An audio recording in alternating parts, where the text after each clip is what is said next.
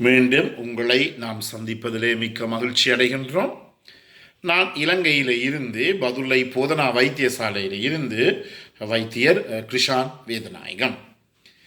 எங்களுக்கு ஏற்படுகின்ற ஒரு காய்ச்சலானது 21 நாட்களுக்கு மேலே செல்லுமாக இருந்தால், 3 கிழமைக்கு மேலே செல்லுமாக இருந்தால் ஏற்பட போகின்ற காரணங்கள், இன்னத்தின் காரணமாக இந்த காய்ச்சல் ஏற்படுகிறது என்பதை பற்றி பார்த்து கொண்டிருக்கின்றோம்.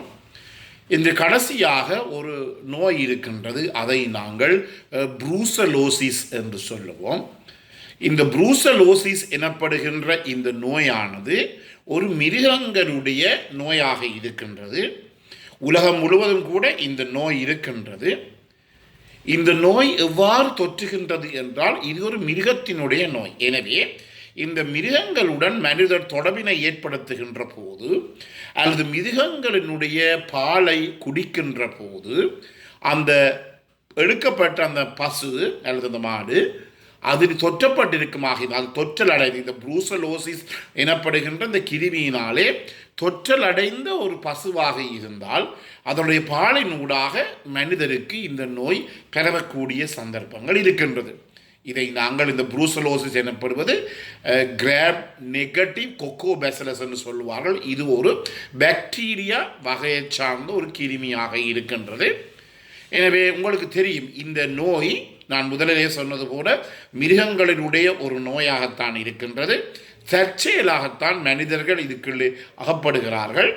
எனவே கூடுதலாக இந்த ஃபார்ம், அதாவது பாற்பண்ணைகளிலே வேலை செய்தவர்கள் அல்லது மிருகங்களுடைய கழிவுகளை தொடர்புபடுத்துபவர்கள், அதாவது இந்த நோய் நான் முதலிலே சொன்னது போல இந்த பாலை நாங்கள் சுட வைக்காமல் அல்லது பாஸ்டரைஸ் பண்ணாமல், பாஸ்டரைசேஷன் என்று உங்களுக்கு தெரியும், அதை அதாவது கூடுதலாக கிருமி தொற்று அளிக்கின்ற ஒரு முறையாக இருக்கிறது. அப்படி செய்யாமல் பாலை நேரடியாகவே குடிக்கின்ற போது இந்த நோய் ஏற்படக்கூடிய சந்தர்ப்பம் இருக்கிறது. இதுக்கு மேலதிகமாக சுவாச தொகுதியினூடாகவும் எங்களுடைய சிறுநீர் தொகுதியினூடாகவும் எங்களுடைய தோலினூடாகவும் கூட இந்த ப்ரூசலோசிஸ் கிருமி பரவும். எனவே இந்த ஃபார்முகளிலே, இந்த பண்ணைகளிலே வேலை செய்பவர்கள் மிகுந்த அவதானத்துடன் இருக்க வேண்டும். ஏனெனில் அங்கு அவர்கள் வளர்க்கின்ற இந்த மிருகங்கள், பிராணிகள், அவற்றுக்கு ஏதாவது நோய் ஏற்படுமாக இருந்தால் உடனடியாகவே ஒரு மிருக வைத்தியருடைய ஆலோசனையை நாங்கள் பெற வேண்டும். ஏனெனில் இந்த ப்ரூசலோசிஸ் எனப்படுகின்ற கிருமியினுடைய தொற்றாக கூட இது இருக்கலாம். எனவே இது, அதாவது உங்களுக்கு தெரியுமே, இந்த பாற்பண்ணை தொழில் என்பது இது மிகவும் பெருவிலையம் அடித்திருக்கிற ஒரு தொழிலாக இருக்கின்றது. என்றபடியினாலே இந்த மிருகங்களுடன், அது என்ன மிருகமாக இருந்தாலும், பசுவாக இருக்கலாம், பன்றியாக இருக்கலாம், ஆடாக இருக்கலாம், என்னவாக இருக்கலாம், தொடர்பினை வைத்திருப்பவர்கள் மிகுந்த அவதானத்துடன் இருக்க வேண்டும். நான் முதலிலே உங்களுக்கு தெரியும், இந்த டாக்ஸோபிளாஸ்மோசிஸ் என்ற நோயை பற்றி நான் விளங்கப்படுத்துகின்ற போது உங்களுக்கு சொல்லி இருக்கின்றேன். இந்த மிருகங்களுடைய கழிவுகளை தொடுகின்ற போது கட்டாயமாக கையுறைகளை அணிய வேண்டும், மிகவும் முக்கியம். எனவே கையுறைகளை அணுகின்ற போது இந்த ப்ரூசலோசிஸ் எனப்படுகிற கிருமி எங்களுடைய உடலிலே தோலினூடாக செல்வதை எங்களாலே குறைத்து கொள்ள முடியும். அதே நேரத்தில் இந்த மிருகங்கள் நோய்வாய்ப்படுமாக இருந்தால் உடனடியாகவே இந்த வைத்தியருடைய ஆலோசனையை பெறுவது மிகவும் முக்கியம். பிறகு இந்த ப்ரூசலோசிஸ் கிருமி மனிதருக்கு தொற்றல் அடைந்தால் பாரதூரமான பிரச்சனை ஏற்படும்.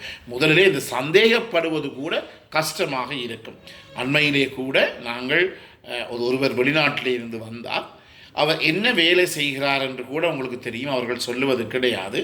கடைசியிலே அவர் இரத்தத்தை நாங்கள் பரிசோதித்து பார்க்கின்ற போது அவருக்கு இந்த ப்ரூசலோசிஸ் எனப்படுகின்ற இந்த கிருமியினுடைய தொற்று இருப்பதாக நாங்கள் அறிந்து கொண்டோம். கடைசியிலே தான் அவரிடம் விசாரித்த போது, நீங்கள் வெளிநாட்டில் எங்கே வேலை செய்கிறீர்கள் என்று சொன்னபோது அவர் சொன்னார், நான் ஒரு பண்ணையில் தான் வேலை செய்கிறேன், பாற்பண்ணையில் தான் நான் வேலை செய்கிறேன் என்று சொன்னார். எனவே இந்த பாற்களை சில பேர் என்ன செய்வார்கள், இந்த பாற்பண்ணைகளில் வேலை செய்பவர்கள் அவரை கொதிக்க வைப்பதற்கோ அல்லது பாஸ்டரைஸ் பண்ணி கிருமி தொற்று அளிப்பதற்குரிய நேரம் அவர்களுக்கு கிடையாது. என்றபடியாலே அவர்கள் சும்மாகவே சும்மா பாலாக அவர் குடிக்கின்ற போது இந்த ப்ரூசலோசிஸ் கிருமி எங்களுடைய உணவின் மூலமாக, வாய் மூலமாக இந்த கிருமி பரவக்கூடிய சந்தர்ப்பங்கள் இருக்கின்றது. எனவே இதை பற்றி நாங்கள் அவதானமாக இருந்து கொள்ள வேண்டும். எனவே வயிற்றுக்குள்ளே போன இந்த கிருமி எங்களுடைய நிணநீர் தொகுதியின் ஊடாக, லிம்ஃபேட்டிக் சிஸ்டம் என்று சொல்லுவோம், இந்த நிணநீர் தொகுதியின் ஊடாகத்தான் உடல் முழுவதும் எடுத்து செல்லப்பட்டு சுவாச பாதிக்கப்படுகிறது. அதே நேரத்தில் ஈரல் வீக்கம் ஏற்படுகிறது. மண்ணீரல் ஸ்பிளீன் சொல்லுவோம், மண்ணீரல் வீக்கம் ஏற்படுகிறது. நிணநீர் தொகுதியில் இருக்கிற நிணநீர் கலங்கள் எல்லாம் வீக்கம் ஏற்படுகிறது. உடல் முழுவதும் நெறி போடக்கூடியதாக இருக்கும். உங்களுக்கு தெரியும், கால்களிலே புண் வந்தால் இடுப்பிலே எங்களுக்கு நெறி போடும். கையிலே ஒரு புண் வந்தால் எங்களுக்கு இந்த கை கமக்கட்டிலே எங்களுக்கு நெறி போடும். எனவே இந்த கிருமிகள் இந்த நிணநீர் தொகுதியின் மூலமாகத்தான் உடல் முழுவதும் எடுத்து செல்லுகின்ற போது அந்த நிணநீர் குழியங்கள் எல்லாம் உடல் முழுவதும் வீங்கி காணப்படும், கட்டி ஏற்படும். எனவே உடல் முழுவதும் இந்த நிணநீர் குழியங்கள் வீங்கி இருக்கின்ற போது ஒரு வைத்தியர் பரிசோதித்து பார்க்கின்ற போது இந்த நேரத்தில் அவர் நிற்பார், இது சில நேரங்களிலே ஒரு புற்றுநோயாக, இரத்த புற்றுநோயாகவோ அல்லது லியூக்கீமியாகவோ இருக்கலாம், அல்லது எங்களுடைய நிணநீர் குழியங்கள் ஏற்படுகிற புற்றுநோய், அதை நாங்கள் லிம்ஃபோமா புற்றுநோயாக இருக்கலாம்.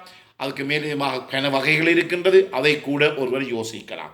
ஆனால் இந்த காய்ச்சல் ஏற்படுகின்ற போது 3 கிழமை சொல்லுவார், 3 கிழமை காய்ச்சல் கூடுகிறது, குறைகிறது, உடல் ஒன்றுமே செய்ய முடியாத ஒரு தன்மை இருக்கின்றது, உடல் அசதியாக பஞ்சியாக இருக்கின்றது போன்ற பிரச்சனைகள் ஏற்படுகின்ற போது நேரடியாக இந்த மிருகங்களுடன் தொடர்பானவர்கள் அல்லது மிருக சாலையிலே வேலை செய்பவர்கள், அதே நேரத்திலே பண்ணைகளிலே வேலை செய்பவர்கள் கூட இந்த நோய்க்கு உட்படக்கூடிய சந்தர்ப்பம் இருக்கின்றது. எனவே அவர்களுடைய தொழிலை வைத்துத்தான் இந்த ப்ரூசலோசிஸாக இருக்க முடியும் என்ற நிலைமைக்கு நாங்கள் வரலாம். இதற்குரிய சிகிச்சை அளிக்காவிட்டால் எங்களுக்கு மரணம் ஏற்படும். எனவே இந்த நோய்களை பற்றி நாங்கள் அவ்வளவு பெரிதாக நாங்கள் அலட்டிக் கொள்ளவில்லை. ஆனால் இந்த நோய்கள் கூட இன்று உலகம் முழுவதும் இந்த பால் பண்ணையில் வேலை செய்வர்கள், பண்ணைகளில் வேலை செய்வர்கள் கூட இந்த நோய்கள் ஏற்படக்கூடிய சந்தர்ப்பம் இருக்கின்றது.